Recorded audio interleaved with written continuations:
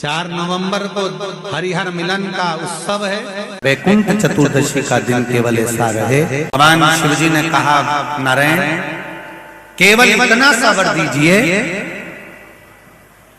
व्यक्ति हमेशा अपने कर्म के अनुसार स्वर्ग का भोग भोगता है, वैकुंठ का भोग भोगता है, पर वैकुंठ चतुर्दशी का दिन केवल ऐसा रहे, एक दिन वैकुंठ का दरवाजा पूर्ण तरह से खुला रहे कि ऐसा भी पापी से पापी जीव भी हो, शिव और नारायण का नाम लेकर वैकुंठ में प्रवेश कर जाए, ऐसा वर शिव।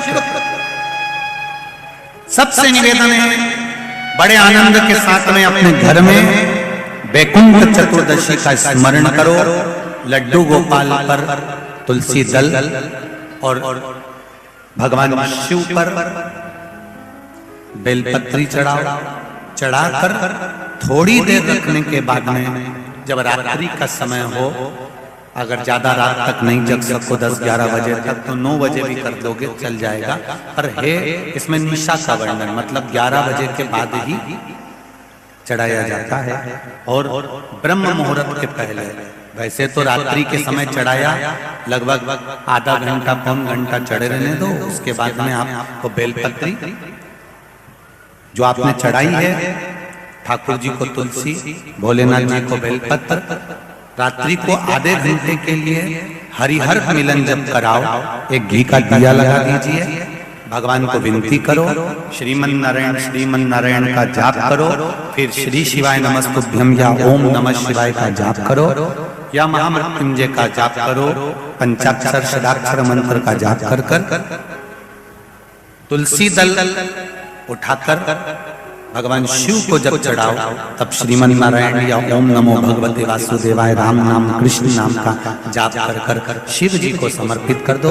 शिव जी की बेलपत्र उठाकर श्री शिवाय नमस्तुभ्यं बोलकर या पंचाक्षर मंत्र ओम नमः शिवाय षडाक्षर मंत्र ओम नमः शिवाय बोलकर उस बेलपत्र को भगवान लड्डू गोपाल पर या शालिग्राम भगवान पर या भगवान विष्णु पर, जो भी आपके यहाँ, अगर किसी के यहाँ पर मूर्ति नहीं है तो चित्रपट पर भगवान विष्णु का चित्र हो, फोटो हो, कृष्ण का फोटो हो, राम का फोटो हो, शिव का फोटो हो।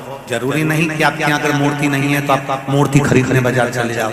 चित्र है, उस चित्र पर भी दिल से समर्पित कर कर उस बेलपत्री और शहद, बेलपत्री और तुलसी दल को रखिए।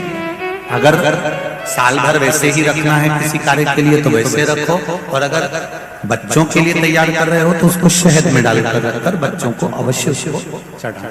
विद्वत्ता का ये बुद्धि आनंद, ऐसी सुंदर हरिहर मिलन है। जो मंत्र आपको वैकुंठ चतुर्दशी के दिन स्मरण करना है, उस मंत्र को एक बार फिर हमारे साथ में बोले।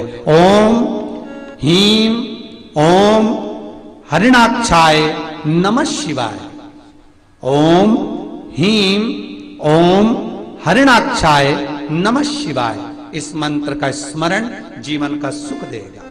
जिनको ज्यादा रोग हो, बीमारी हो, तकलीफ हो, कोई व्यक्ति वेंटिलेटर पर पड़ा हुआ है, ऑक्सीजन लग रही है, उसके लिए भी 1 लोटा पानी, उसमें दूध मिलाकर 5 बेलपत्र रखकर आप वैकुंठ चतुर्दशी के दिन उसके नाम का पानी आप हरि और हर को समर्पित कर सकते हैं। अगर मंदिर बंद मिले तो पीपल के पेड़ के नीचे आप चढ़ा सकते हैं, उससे 3 या 4 दिन में आराम लगना प्रारंभ हो जाएगा। पर मंत्र का स्मरण यही करें, ओम हीम ओम हरिणाक्षाय नमः शिवाय। इस मंत्र को जपें, जो स्कंद पुराण का मूल मंत्र कहा गया है, उसका स्मरण करेंगे रोग बीमारी आदि को मिटाने। शाम को 6 बजे बाबा का हरिहर मिलन होता है। शाम के आसपास के गांव के लोग, आसपास के शहर के लोग आते हैं, हरिहर मिलन का दर्शन करते हैं, सुख पाते हैं, दीपदान करते हैं कुबेरेश्वर बाबा की धरा। और ये आज से नहीं, कई वर्षों से नियम से चला आ रहा है, कई वर्षों से पुराना चल। आप जितने भी ऑनलाइन कथा सुन रहे हो, आपसे निवेदन है, वैकुंठ चतुर्दशी के दिन अपने शिवालय में, घर के आसपास में दीपदान जरूर करो, दीप अवश्य लगाओ, हरिहर मिलन का उत्सव करो। बन सके तो रात्रि के समय पर जिनकी नेत्रों की ज्योति चली जाती है, आंखों से दिखता नहीं है, उसका उपाय भी वैकुंठ चतुर्दशी के दिन अवश्य करें हरिहर मिलन का। जो बच्चा पढ़ने में कमजोर होता है उसके लिए भी उपाय YouTube पर डला हुआ है, हमारे गूगल पर डला हुआ है। केवल एक दिन वैकुंठ चतुर्दशी का ऐसा होता है जिस दिन शालिग्राम भगवान को रात्रि के समय पर, हरिहर मिलन के समय पर भगवान शिव जी को तुलसा चढ़ती है और भगवान शालिग्राम भगवान को बेलपत्र चढ़ती है, और वो तुलसा और बेलपत्र को शहद की शीशी में भर कर रखा जाता है। फिर उस शहद को जो बच्चा विद्वान नहीं है, पढ़ने में कमजोर है, उसको दिया जाता है। कई लोग उसको नेत्रों में लगाकर नेत्र ज्योति को बढ़ाते हैं। बड़ी महत्ता, हरिहर मिलन की महत्वता का वर्णन। शिव शंकर अपने पूर्व कर्म का भोग मनुष्य को भोगना ही पड़ता है, ये शिवपुराण कह रही है। अच्छा कर्म करा, चुईया का जन्म पाया, चुईया का जन्म पाकर भी अच्छा काम कर दिया। दिए में जल पीने के लिए गई थी और उससे उसके मुख से बत्ती बढ़ गई, दिया और तेज प्रज्वलित हो गया। उसका पुण्य ये मिला कि विदर्भ राज के घर में ललिता बनकर जन्म ली, बेटी बनकर राजा के घर में विवाह हो गया, राजा के घर में भी श्रेष्ठ रानी बन गई। ये पूर्व का कोई सुख होता है जो हमको मिला। के महीने में जो दीपदान होता है, माताएं सवेरे घाट पर स्नान करने जाती हैं तो वहां दिया लगाती हैं। शाम को तुलसी का क्यारा, दरवाजा सब दूर दीपदान होता है। केवल कार्तिक के महीने में पूरे महीने जो दीपदान होता है वो शाम के समय पर, सुबह के समय पर, आप जब सुंदर कार्तिक स्नान कर रही हो तब, या शाम के समय पर दीपदान करती हो। पर पूरे कार्तिक के महीने में केवल एक दिन ऐसा होता है जिस समय शाम को दीपदान नहीं होता, बल्कि मध्य रात्रि में दीप का दान होता। कौन सा दिन है वो? पूरे कार्तिक के महीने में केवल एक दिन ऐसा होता है जिस दिन मध्य रात्रि में दीपदान होता है, ना सुबह ना शाम। हाँ, सुबह शाम आप तुलसी जी को लगा रहे हो अपनी जगह पर, पर तुम अगर कार्तिक के महत्तम का स्मरण कर रहे हो, कार्तिक का स्नान कर रही हो, कार्तिक नहा रहे हो, या कार्तिक का व्रत कर रहे हो, या पचवीगन का व्रत कर रहे हो, या भीष्म पंचक का व्रत कर रहे हो,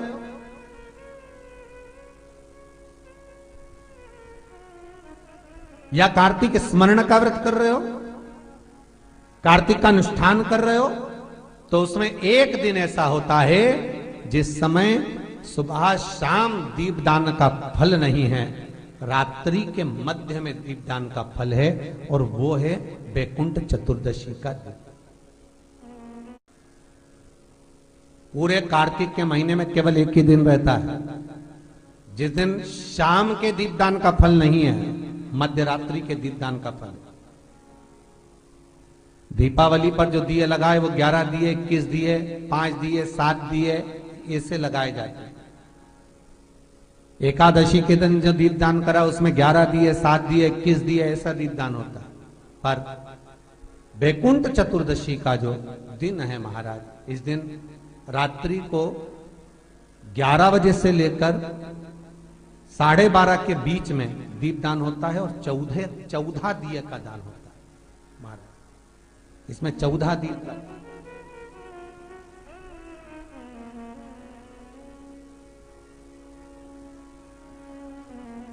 चौदह दीपों का दान है। निवेदन है आप सबसे कि प्रयास करना कि घर के बाहर आप एक दीप, जहां पर आपका जलाशय है, पानी का स्थान है, वहां रख दें, और एक दीप तुलसी के क्यारे के पास रखें। बाकी के दीप आप घर के बाहर लगा। 14 दीप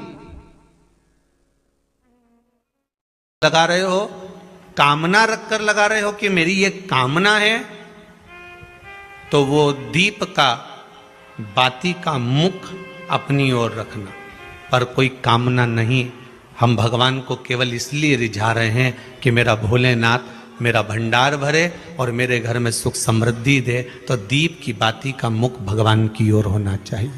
दीप लगा रहे हो, दो जगह पर करना, एक कार्तिक पूर्णिमा का दर्शन कभी करना तो देव दीपावली पर काशी में जाकर करना, और कभी मौका मिल जाए तो हरि हर मिलन, भगवान विष्णु और भगवान शंकर का मिलन का दर्शन कहीं करना तो एक बार उज्जैन में जाकर करना। उज्जैन में वैकुंठ चतुर्दशी के दिन जब हरि हर मिलन होता है, भगवान भूत भावन महाकालेश्वर कैलाशी अविनाशी मेरा शंकर पालकी में बैठकर भगवान कृष्ण के मंदिर गोपाल मंदिर जाते हैं, भगवान नारायण के मंदिर जाते हैं, कृष्ण के मंदिर, और वहां जाकर मेरे शंकर पालकी में से सारे फूलों को हटा दिया जाता है, शंकर और भगवान नारायण को आमना सामना कराया जाता है।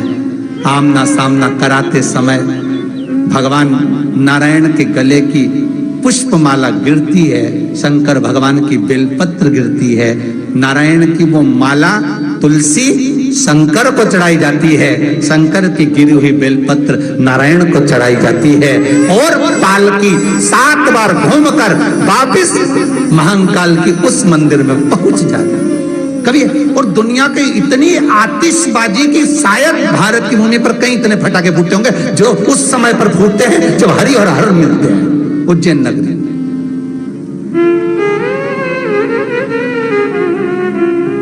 जो हरि और हर का मिलन होता है वैकुंठ चतुर्दशी के दिन, कोई साधारण वैकुंठ चतुर्दशी नहीं है महाराज। कथा कह रहे हैं, धनेश्वर अपशब्द कहता, ताने देता, शरीर बेकार हो गया, किसी काम का नहीं, किसी पर एक उंगली जब हम उठाते हैं तो ये 3 उंगली हमारी ओर जाती है। ये बात हम पहले भी कही।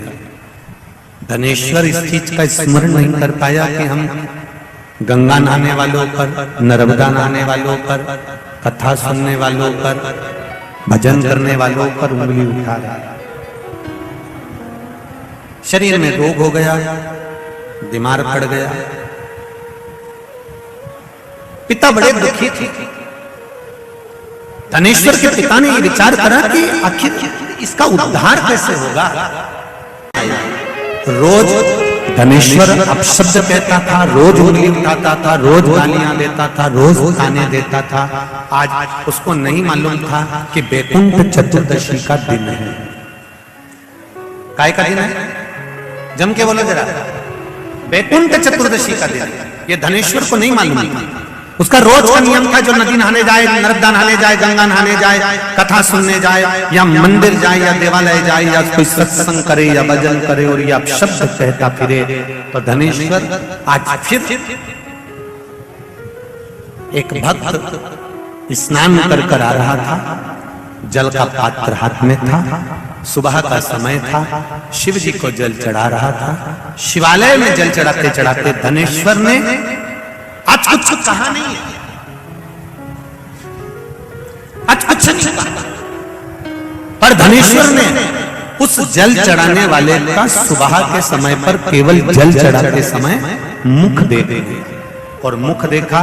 धनेश्वर चला, स्कंद पुराण कहती है धनेश्वर जब चला आगे खड्डे में जाकर गिर गया, गिरा, प्राण छूट गए। इतना बड़ा पापी था कि शरीर का कष्ट भी भोग रहा था। उसके बाद भी ये मरने के बाद नरक नहीं गया, अगर गया तो वैकुंठ गया। कारण केवल इतना सा था कि जिस दिन इसने जल चढ़ाने वाले का दर्शन करा था वो वैकुंठ चतुर्दशी का दिन था, और वैकुंठ चतुर्दशी के दिन का दर्शन करा। इसलिए सुन लो, जितने लोग आस्था पर कथा सुन रहे हैं, जितने फेसबुक पर सुन रहे हैं, जितने लोग भीकन गांव की पावन धरा पर सुन रहे हैं, आपने 7 दिन की कथा सुनी के लिए हरि हर मिलन का दिन, वैकुंठ चतुर्दशी का दिन। अगर कथा तक पहुंच जाओ तो अच्छी बात, टीवी के सामने भी बैठ गए तो अच्छी बात, मोबाइल के सम्मुख में भी सुन ली तो बहुत अच्छी बात। पर जो भीकन गांव तक भी नहीं पहुंचा तो कम से कम कोई गांव का व्यक्ति अगर कथा सुनकर निकल कर जाए तो उसका केवल दीदार कर लेना, दर्शन कर लेना, उतने में वैकुंठ का मार्ग बहुत। धनेश्वर ने पूछा, मैंने कौन सा पुण्य करा था जो मुझे वैकुंठ का द्वार खुला मिला? चित्रगुप्त महाराज ने कहा, धनेश्वर ब्राह्मण तुमने पाप तो इतना करा था कि तुमको नरक भोगना था।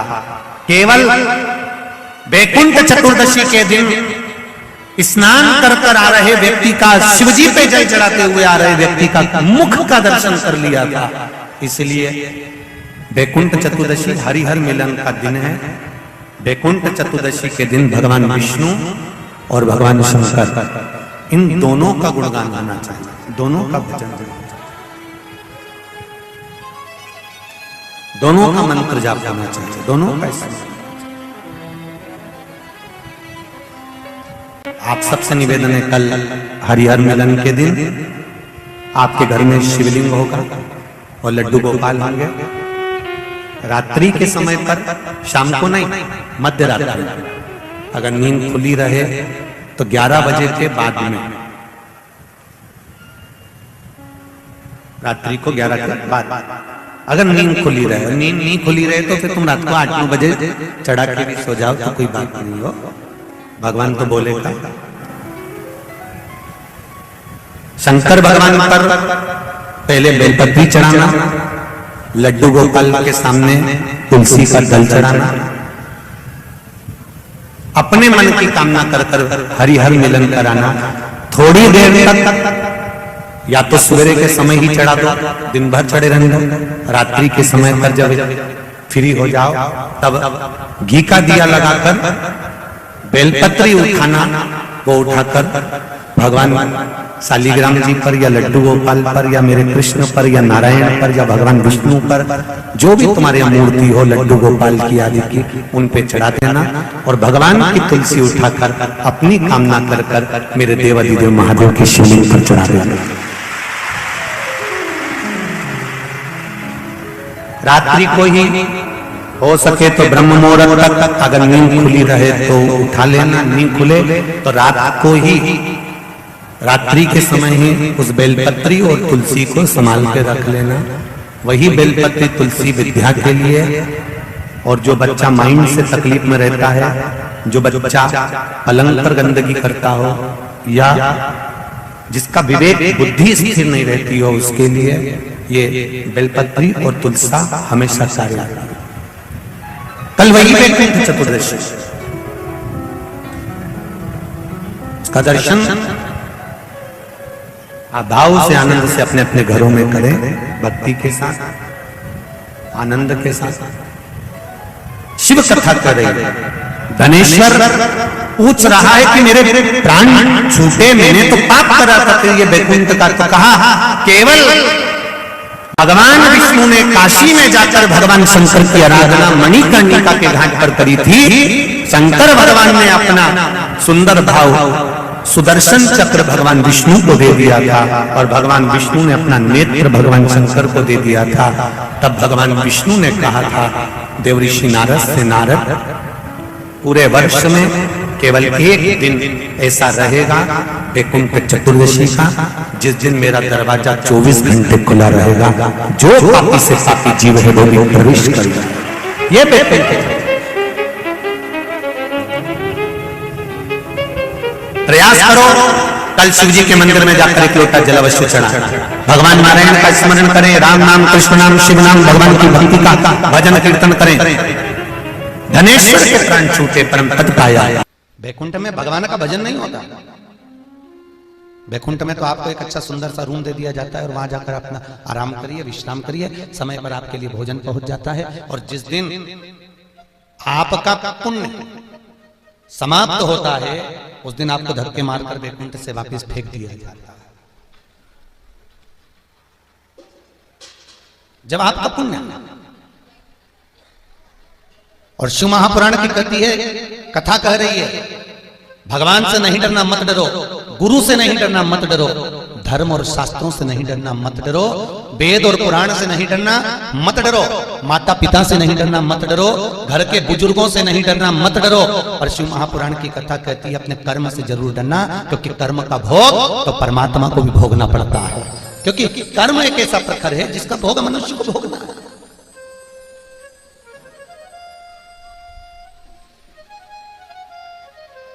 ध्यान दीजिए, आपने अगर गौ माता को एक रोटी दी है ना, गौ माता की पीठ पर यदि आपने हाथ फेरा है, गौ माता को अगर आपने रोटी दी है, गौ माता की सेवा करी है, तो वही गौ माता जन्म लेती है दूसरा और तुम्हारी बहू बनकर तुम्हारे घर में आकर तुम्हारी सेवा करती है। आपने अगर किसी की सेवा करी है, किसी की चाकरी करी है, किसी को आपने अगर कुछ सहानुभूति दी है। आपको एक एकादशी का महत्व सुनाया था, 26 एकादशी होती है। कितनी? 26। और उन 26 एकादशी का जब उद्यापन करते हैं अपन, तो उद्यापन के बाद में कथा आती है 26 एकादशी का महत्व। सुना है आप लोगों ने? 26 एकादशी का महत्व पंडित जी सुनाते हैं, ब्राह्मण सुनाता है कि एक नगर का राजा, जिसका इकलौता लड़का, और एक ही लड़का उस राजा का, और वो लड़का का विवाह हो गया, घर में बहू आ गई, बहू आई, मात्र 2 महीने हुए थे बहू को आए हुए, और उस बहू ने आज राजा के लड़के की उस तलवार की म्यान को उठाकर देखा जिसमें तलवार रखी जाती है। उस म्यान, कितनी सुंदर म्यान है, कितनी सुंदर म्यान है। और म्यान को देखा तो उस बहू ने सोचा म्यान इतनी सुंदर है तो तलवार कितनी सुंदर होगी। और उसी समय पर उस बहू ने तलवार को निकाला, उस म्यान में से निकालते से तलवार में इतनी तेज चमक थी कि तलवार हाथ से छूट गई, और छूटते ही जहां पर उसका पति सो रहा था उसके गले पर जाकर पति मर गया। पति मरा, पत्नी ने सोचा राजा का इकलौता लड़का, और आज मेरे हाथ से अगर मर गया है तो मेरे को फांसी की सजा राजा दे देगा। क्या करा जाए? उसने पति के शव को उठाकर तुलसी के क्यारे के पीछे बगीचे में डाल दिया। तुलसी के क्यारे के पीछे बगीचे में पड़ा हुआ। सवेरे सवेरे पंडित जी आए तुलसी उतारने के लिए। थोड़ा से बक्से उनकी आवाज बढ़ाइए। तुलसी उतारने के लिए जब पंडित जी आते हैं, उस बहू ने रोना चालू करा, और बहू बहुत रोई, चिल्ला चिल्ला के रोई, इस पंडित ने मेरे पति को मार दिया, इस पंडित ने मेरे पति को मार दिया। राजा के दूत आ गए और आकर उसको बंदी बना लिया। राजा भी आ गया, उसने अपने बेटे के शव को देखा, अंतिम संस्कार किया। अंतिम संस्कार कर कर आज राजा अपने सिंहासन पर बैठकर पंडित को दंड देने वाला है, और पंडित मना कर रहा है, मैंने नहीं मारा, विश्वास करो मैं कोई चींटी को नहीं मारा, तो इसको क्यों मारूंगा, इससे मेरा संबंध क्या है मारने का, मैं क्यों मारूंगा।